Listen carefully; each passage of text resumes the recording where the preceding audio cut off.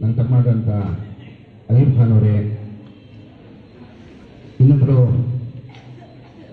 Education department chairman ಆದಂಥ ನನ್ನ ತಂಗಿಯಾದಂಥ ನಾಜಿಮಾ ಖಾನಮ್ ಅವರೇ, ನಮ್ಮ ಅಕ್ಕ, ಯಾವತ್ತೂ ಅಕ್ಕ ಅನ್ನೋದು ನಾನು, ನನ್ನಲ್ಲಿ ಯಾವತ್ತಿಂದ ಮೊದಲೇ ಪರಿಚಯ ಆದರೆ ಅವ್ರ ಋಣ ಅಂತಂದರೆ ನಿಜ.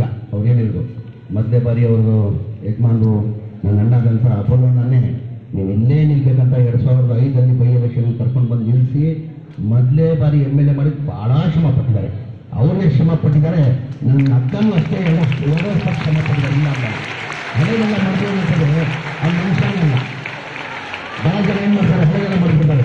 ಈಗ ನಾನು 3 ಬಾರಿ MLA ಆಗಿದ್ದೀನಿ, ಮಂತ್ರಿನೂ ಆಗಿದ್ದೆ, ನಾನು ದೊಡ್ಡ ಮಟ್ಟದಲ್ಲಿ ನಾನು ಇದಾಗಿದ್ದೀನಿ ಅಂತ ಹೇಳ್ಬಿಟ್ಟು ಹಳೇದು ಮಾಡಿದ್ರೆ ಅವ್ರ ಮನುಷ್ಯನೇ ಅಲ್ಲ.